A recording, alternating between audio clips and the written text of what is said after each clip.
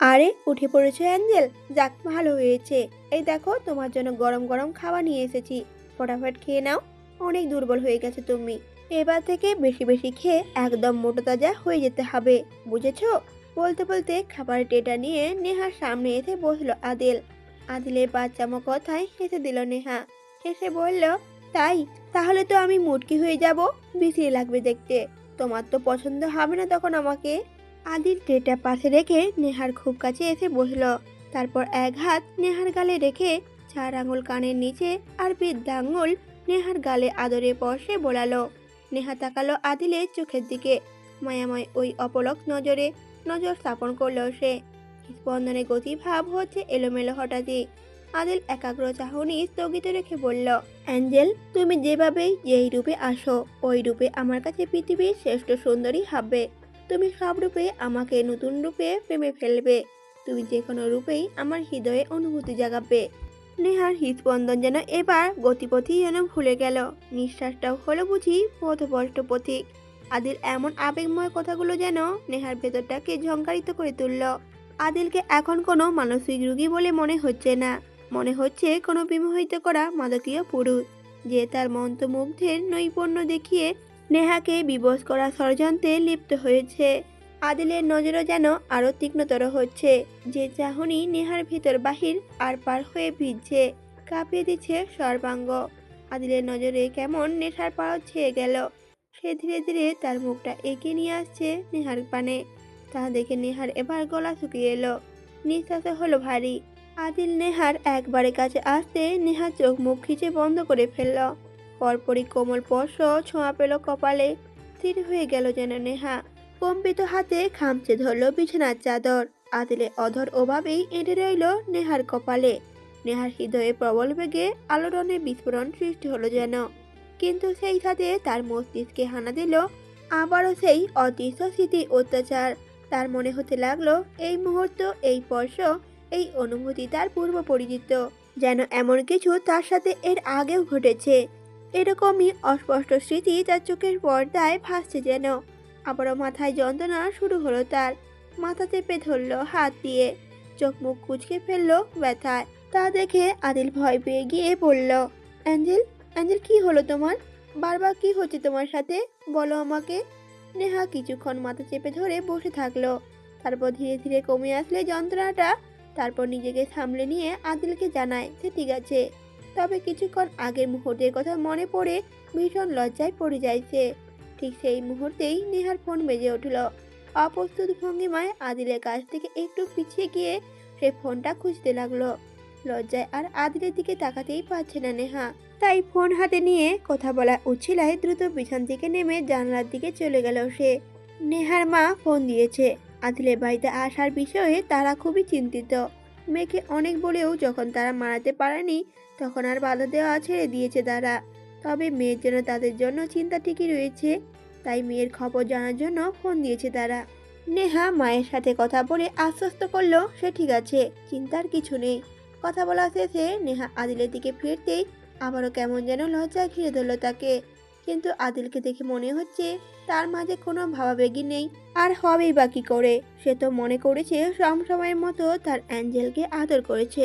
কিন্তু নেহা তো লজ্জায় টিকতে পারছেন না। তাই পরিস্থিতি থেকে বাঁচতে নেহা বলে উঠল, আমি ওয়াশরুম থেকে ফ্রেশ হয়ে আসছি। আদিল তখন বলল, আচ্ছা। নেহা ফ্রেশ হয়ে আসার পর আদিল নিজের হাতে নেহাকে খাইয়ে দিল। আর নেহাও আদিলকে খাইয়ে দিল। খাওয়া শেষে আদিল নেহার হাত ধরে ওকে বাইরের নিচে নিয়ে গেল। সেখানে সবাই আপাতত বসে আলাপ চাইতে করছে। হিয়া সবার জন্য চা নাস্তা নিয়ে এলো। আদিল ততক্ষণে যেন খেয়াল করলো হিয়া প্রেগনেন্ট। সে বিহানের উদ্দেশ্যে বলল, আরে বিহান, তুই বাপ হতে চলেছিস, আমাকে আগে বলিসনি তো। বিহান বিড়বিড় করে তখন বলল, কতবার কইছি, তুই হালা সেইটা বুঝলে না। আবির মজা করে তখন বলল, আরে আদি, ও বলবে কি? বেচারা ছোট জান, পরিশ্রম করতে করতে চুষে খাওয়া আম হয়ে গেছে বেচারা। দিনরাত হাড় ভাঙা মেহনত করে বউটাকে পোয়াতি বানালো। তাতেই তো তার সব কিছু শেষ। এখন আর কোনো কিছু বলার শক্তি কোথায় তার? বিহান কপর রাগ দেখিয়ে আবিরের পিঠে দুম করে কিল মেরে দিল। আর আবির তো তখনও হাসতে লাগলো। হিয়া বেচারি লজ্জায় শেষ। আবিরটাও আর শুধরালো না। নেহা মুখ টিপে হাসলো। নেহা বুঝতে পারলো আবিরটা খুব দুষ্টু প্রকৃতির। আবি তখন হাসতে হাসতে বলে উঠল, আরে রাগছিস কেন ভাই? আমি তো এই জন্য বলেছিলাম যে যে যত মেহনত করে বউকে পোয়াতি বানায় তার মেহনতের ফল ততই বেশি হয়। দেখা গেল তোর মেহনতের জোরে একটার বদলে দুইটা বা তিনটা এলো। বিহান তখন দাঁতে দাঁত চিপে বলে উঠল, হালা কস কি? আমার বউটা যে ডরাই যায় বোকা। আবি তখন বলল, আরে ভয়ের কি আছে? যত বেশি হবে ততই তো ভালো। গুরু বলেছেন যার বউ যতগুলো বাচ্চা দেয় তার জামাইয়ের ভালোবাসা তত খাঁটি। বিহান তখন বলল, আচ্ছা তাকে এই গুরু শুনি।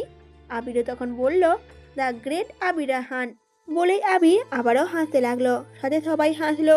আড্ডা শেষ করে আদিল নেহার হাত ধরে আবারও রুমে নিয়ে আসে। দুজন বিছানায় হেলান দিয়ে পা টান করে বসে কথা বলছে।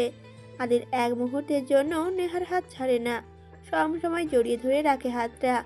এখনো নেহার হাত বুকের সাথে জড়িয়ে ধরে তার কাঁধে মাথা এলিয়ে দিয়ে বসে আছে। বসে থাকতে থাকতেই মেডিসিনের প্রভাবে আদিলে ঘুম পায়। আদিল তখন কান থেকে মাথাটা তুলে নেহার কোলে মাথা দিয়ে শুয়ে পড়ে। তারপর নেহার কোলে মাথা রেখে এক হাতে তার কোমরটা পেঁচিয়ে ধরে। আদিলের মুখ এসে লেগে থাকে নেহার পেটের সাথে, ফলে কেঁপে ওঠে নেহা। আদিলের নাক তার পেটে লেগে আছে।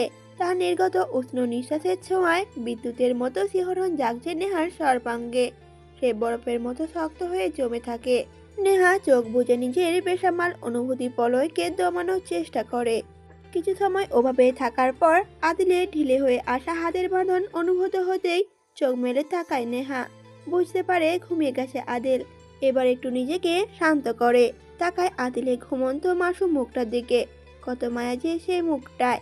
নেহার হাত যেন আপনা আপনি চলে যায় আদিলের চুলের মাঝে। নেহা পরম যত্নে চুলে বিলি কেটে দেয়, যেন চুলগুলোর সাথে আঙুল দিয়ে খেলতেছে। কি আছে এই লোকটার মাঝে? কিভাবে এই কদিনেই তাকে এতটা আকৃষ্ট করে ফেলল? এখন যে তাকে ছেড়ে থাকা খুব কঠিন, অসম্ভব হয়ে যাবে তার জন্য। কিভাবে থাকবে সে এই লোকটাকে ছাড়া? কিন্তু সুস্থ হয়ে গেলে তো আদিল আর ওর মুখ দেখতে চাইবে না। মনটা হঠাৎ বিষণ্ণতায় ছেয়ে গেল নেহার। চোখ বেয়ে গড়িয়ে পড়ল তার প্রভাব। নেহার মুখ নামিয়ে আদিলের মাথায় চুমু খেলো। তারপর তার মাথায় নিচ থেকে সাবধানে পাটা সরিয়ে বালিশে রেখে দিল মাথাটা। আদিলকে শুয়ে দিয়েছে একটু বেলকনিতে এসে দাঁড়ালো। মনটা কেমন অকারণে বেদনাময় হচ্ছে তার। আদিলকে ছেড়ে মাথার ভাবনাটাই যেন তাকে এই বেদনা দিচ্ছে। হঠাৎ দরজায় নক পড়ার শব্দ হলো। নেহা ফিরে এসে দরজাটা খুলে দেখলো আবির দাঁড়িয়ে আছে।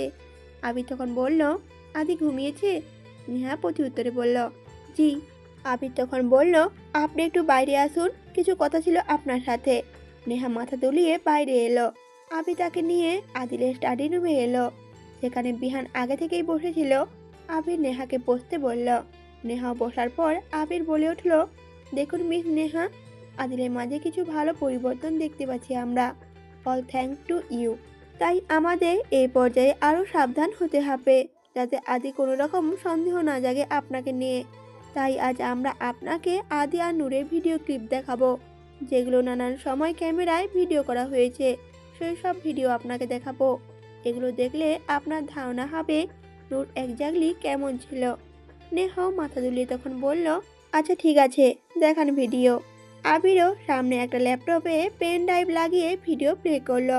ভিডিওতে নূরের বিভিন্ন সময়কার ভিডিও, সাথে আদিল সহ বাকিরাও কিছুটাতে আছে। কিন্তু ভিডিও শুরু হতেই নেহার মাঝে কেমন ঝড় শুরু হলো, যেন যেন কেউ বিশাল হাতুড়ি দিয়ে তার মাথায় সজোরে বাড়ি মারছে। নূরের ভিডিওগুলো দেখতে দেখতে নেহার চোখের সামনে যেন সব কিছু মুহূর্ত জীবন্ত ফুটে উঠতে লাগলো। যেন ধোঁয়াশা অস্পষ্ট স্মৃতিগুলো একেবারে স্পষ্ট ভেসে উঠছে তার চোখের সামনে। মাথায় তীব্র যন্ত্রণায় চোখ মুখ নীল হয়ে এলো, যেন তার কপালের রগ ফেপে উঠছে ব্যথা। নেহা দুই হাতে মাথা চেপে ধরে উচ্চ স্বরে আর্তনাদ করে উঠল। শেষ পর্যন্ত নিজেকে আর টিকিয়ে রাখতে পারল না সে। জ্ঞান হারিয়ে লুটি পড়ল নিচে। বেশ কিছুক্ষণ পর ভারী নেত্র পল্লব দুখানা মেলে তাকানোর চেষ্টা করলো নেহা। চোখের সামনে অন্ধকার ঘুচিয়ে ধীরে ধীরে ঝাপসা আলো ফুটে উঠল। কয়েকবার পলক ঝাপটানোর পর ঝাপসা কেটে গিয়ে স্পষ্ট আলো দেখা গেল। ঝাপসা ভাব কেটে যেতেই চোখের সামনে ভেসে উঠল আদিলের চিন্তা ভারাক্রান্ত মুখখানা, যার চোখে মুখে কেবলই ভীতিকর আতঙ্কের ছাপ। আদিলের মুখখানা চোখের সামনে স্পষ্টত হতে নেহার চোখ মুখে ভাব কেমন অন্যরকম হয়ে গেল, যেন হারিয়ে যাওয়া কোনো অমূল্য রতন আজ ফিরে এসেছে তার সামনে। আবেগে আপ্লুত চোখে তার চোখের জলে ভিজে উঠল। শঙ্কিত আদিল নেহার চোখ মেলে তাকানো দেখে সামান্য স্বস্তির হাসি নিয়ে নেহার মাথা মুখে হাত বুলিয়ে ভারাক্রান্ত অস্থির কণ্ঠে বলল আদিল, অ্যাঞ্জেল, তাকিয়েছো তুমি? বারবার কি হচ্ছে তোমার সাথে? আমার তো জান বেরিয়ে যাচ্ছে। কথা বলো না অ্যাঞ্জেল, এখন তোমার কেমন লাগছে? নেহা যেন আদিলের কথা কিছুই কানে নিল না। সে কেমন অদ্ভুত ও সুসজল দৃষ্টিতে তাকিয়ে আছে আদিলের দিকে। দেখতে দেখতেই নেহা ঝট করে উঠে বসলো সে। অস্থির নজরে তাকিয়ে দুহাতে আদিলের মাথা মুখে পাগলের মতো হাত বুলিয়ে কান্না জড়িত গলায় বলতে লাগলো নেহা, হিরো, হিরো, আমার হিরো। কথাগুলো বলতে বলতে নেহা আদিলের সারা মুখে চুমু খেতে লাগলো পাগলের মতো করে। তারপর আদিলকে আষ্টে পিষ্টে জড়িয়ে ধরে কাঁদতে লাগলো। আদিলের কাঁধেও চুমু খেলো ক্রমশ কয়েকটা। তারপর কপালে কপাল ঠেকিয়ে কাঁদতে কাঁদতে বলল নেহা, আমার হিরো, আমি তোমাকে কিভাবে চিনতে পারলাম না। তুমি সত্যিই আমার হিরো, শুধু আমার। হঠাৎ নেহার এমন আচরণের কারণ বুঝে উঠতে পারল না আদিল। সে দু হাতে নেহার মুখটা ধরে বলল, হ্যাঁ, আমি তো তোমারই হিরো, কিন্তু তুমি কাঁদছো কেন অ্যাঞ্জেল? শরীর খারাপ লাগছে তোমার? নেহা তার গালে রাখা আদিলের হাত দুটোর উপর নিজের দুই হাত রেখে আদিলের হাতে তালু ঠোঁটের উপর এনে চুমু খেলো। অশ্রুসিদ্ধ আবেগ ভরা নয়ন আর মুখে হাসি রেখা টেনে কন্দ্ররত কণ্ঠে বলল নেহা, আর কোনো খারাপ লাগা নেই আমার কাছে, আর কোনো কষ্ট নেই। আমি যে আমার হিরোকে পেয়ে গেছি, আমার পৃথিবী পেয়ে গেছি। আমার সব মনে পড়ে গেছে হিরো, সব। নূর আবারও আদিলকে জড়িয়ে ধরে বলল, আর কখনো আমার কাছ থেকে আলাদা হইও না হিরো, কখনো না। আদিল নূরের মাথায় হাত বুলিয়ে বলল, আচ্ছা, হব না আলাদা, কখনো না। তুমি কেঁদো না তো, তুমি কাঁদলে ভালো লাগে না আমার। কিছুক্ষণ পর আবির আর বিহান ডক্টর নিয়ে আদিলের রুমে এলো। নেহার জ্ঞান হারানো দেখে তার ডক্টর ডেকেছিল। ওদের আসা দেখে নেহা আদিলের আলিঙ্গল থেকে নিজেকে ছাড়িয়ে সরে বসলো। আবির বিহান এগিয়ে এসে বসলো। আবির বলে উঠল, জ্ঞান ফিরেছে মিস ভাবি, আপনি ঠিক আছেন এখন? ডক্টর এসেছে আপনাকে চেক আপ করবে। নেহা তখন আবিরের উদ্দেশ্যে বলল, আমার আর কোনো চেক আপের প্রয়োজন নেই দেবরজি, আমি একদম ঠিক আছি, সব মনে পড়ে গেছে আমার। আবির তখন ভ্রুকুচকে বলল, মানে? নেহা কিছু বলতে নিয়েও থেমে গেল। আদিলের সামনে আপাতত কিছু বলা ঠিক হবে না মনে করলো। তাই কিছু একটা ভেবে নেহা আবিরদের দিকে চোখে ইশারায় বোঝালো আদিলের সামনে বলা যাবে না। তা বুঝতে পেরে আবির আপাতত ডক্টরকে নিয়ে বাইরে চলে গেল। অনেকক্ষণ পর যখন আদিল আবারও ঘুমিয়ে পড়ল, তখন নেহা তাকে ডেকে বাইরে এলো। নিচে এসে দেখলো সবাই বসে আছে। ডক্টর ততক্ষণে চলে গেছে। নেহা নিচে আসতেই আবির তখন বলে উঠল, এখন ঠিক আছেন আপনি? রাত তো অনেক হলো, আদি নিশ্চয়ই ঘুমিয়ে পড়েছে, চলুন আপনাকে বাড়ি পৌঁছে দিয়ে আসি। নেহা জবাবে হালকা হেসে বলল, কোথায় যাব আমি দেবরজি? নিজের বাড়ি নিজের সংসার রেখে আর কোথায় যাব? নেহার এমন অদ্ভুত কথায় কেমন থতমত খেয়ে গেল আবির। আবির কপাল কুঁচকে বলল, মানে কি বলতে চাচ্ছেন আপনি? আর এখন তো আদি নেই, তাও আপনি আমাকে দেবরজি বলছেন কেন? নেহা তখন বলল, কারণ আপনি আমার দেবরজি, কারণ আমি আপনাদের নূর ভাবি, সেই পাগলি নূরই আমি। সবাই যেন বিস্মিত হয়ে গেল নেহার এমন বিস্ফোরিত কথায়। বিহান বিস্মিত কণ্ঠে বলল, কি কইয়াছেন এগুলো? আপনি কেমনে আমাকে ভাবি হইবার পারেন? সে তো 2 বছর আগে আমাকে ছাইরা গেছে গা। আবির তখন বলল, হ্যাঁ, এসব কি ধরনের মজা মিস নেহা? আপনি কিভাবে নূর ভাবি হতে পারেন? নেহা তখন বলল, আমি সত্যিই বলছি, বিশ্বাস করুন আমি নূর। আর আমার পূর্বের সবকিছু মনে পড়ে গেছে, যা আমি এই 2 বছরে ভুলে গিয়েছিলাম। আজ আমার মনে পড়ে গেছে আমি নূর, হিরো অ্যাঞ্জেল নূর, আমি সেই পাগলি নূর। আবির তখন ভ্রুকুচকে বলল, এটা কিভাবে হতে পারে? আপনার চেহারা, কণ্ঠ, পরিচয় সবটাই তো ভিন্ন, তাহলে এটা কি করে হতে পারে? নেহা তখন বলল, এটা তো আমিও পুরোপুরি জানি না। আমার সাথে কিভাবে কি হয়েছে তার সবটা বলতে পারছি না।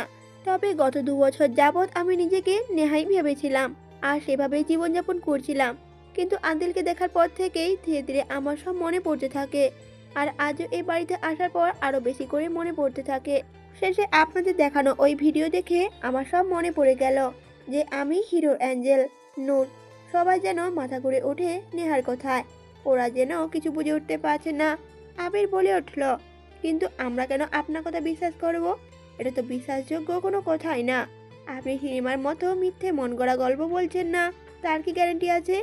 নেহা তখন আহত দৃষ্টিতে তাকিয়ে বলল, মিথ্যে কেন বলবো আমি? এতে কি লাভ আমার? বিহান তখন বলে উঠল, লাভ তো অবশ্যই আছে। আপনি এই বাড়িতে আইছা আদি অবস্থা দেখা লোভে পড়ে গেছেন। ভাবছেন নাটকের বউ থেকে আর সত্যিকারের বউ হইয়া গেলে সব কিছুই মালকিন হইয়া যাবেন। তাই আদি সবচেয়ে দুর্বল জায়গাটা কাজে লাগাইছেন। নেহা যেন ব্যথিত নজরে তাকালো। আজ তাকে নিজের পরিচয় দিতেই এত অপবাদের মুখোমুখি হতে হচ্ছে। তবুও নিজেকে সামনে নিয়ে নেহা বলে উঠল, ঠিক আছে, আপনারা বলুন কি করতে হবে আমার সতীতা প্রমাণ করতে। আমি সব করতে পারবো। আচ্ছা, আমি আগে কিছু কথা বলছি, তাহলে তো মানবেন আপনারা। নেহা এরপর তার কিছু পুরনো কথা বলল, যা শুধু নুরুই বলতে পারে, কিন্তু তাদের খুব একটা ফলপ্রসূ হলো না। আমি তখন বলে উঠল, এসব কোনো ব্যাপার না মিস নেহা। এমনি তো নুন ভাবি অনেক ভিডিও কথা সম্পর্কে জানানো হয়েছে আপনাকে। এসব থেকেই আপনি জানকারি করে নিয়েছেন। তখন নেহা অসহায় কণ্ঠে বলল, তাহলে আপনারাই বলুন, আমি আর কি করলে আপনাদের বিশ্বাস করাতে পারবো যে আমি নূর। আপনারা যা বলবেন তাই করতে রাজি আমি। তবুও প্লিজ আমাকে বিশ্বাস করুন। আবির আর বিহান দুজন মুখ চাওয়াচাই করলো। বিহান ভুঁচিয়ে ইশারায় জিজ্ঞেস করলো কি করা যায়। আবির তখন বলল, ঠিক আছে, আপনাকে একটা সুযোগ দিচ্ছি। একটা উপায় আছে প্রমাণ করার। আপনার ডিএনএ টেস্ট করতে হবে। আপনার মা বাবা কারোর সাথে ডিএনএ ম্যাচ হলে তাহলেই প্রমাণ হবে আপনার কথা সত্যি। এরপর বাকিটা না হয় পরে জানা যাবে। নেহাও তখন বলে উঠল, আচ্ছা ঠিক আছে, আমি রাজি। আবির বিহানকে তখন বলল, গ্রামে ফোন করে নূরের বাবা মাকে আসার কথা বলল। বিহান মাথা ঠেকিয়ে তাই করলো। নেহা আবেগে আপ্লুত কণ্ঠে তখন বলল, মা বাবা আসবে? কতদিন পর দেখবো তাদের? তাদের মেয়ে বেঁচে থাকা সত্ত্বেও তারা নিশ্চয়ই মৃত ভেবে অনেক কষ্ট পেয়েছে। আবির তখন বলে উঠল, ঠিক আছে, তাহলে ওই কথাই রইল। কাল তারা আসার পর ডিএনএ টেস্ট করানো হলেই সব কথা সত্য জানা যাবে। তাহলে এখন সবাই ঘুমিয়ে পড়ো। নেহাও মাথা ঝাঁকিয়ে আদিরের রুমের দিকে গেল। তার চার পানে তাকিয়ে বিহান আবিরকে বলে উঠল, তোর কি মনে হয় ওনার কথা কি সত্যি হইব? আবির তখন প্রতি উত্তরে বলল, জানি না, তবে সত্যি হলে এর চেয়ে বেশি খুশি আর কিছুই হবে না। সবচেয়ে বেশি আদির জন্য। নূর ফিরে আসলে আদি নিশ্চয়ই আবারও আগের মতো স্বাভাবিক জীবনযাপনে ফিরে আসবে। সবকিছু আবারও সুন্দর হয়ে যাবে আগের মতো করে।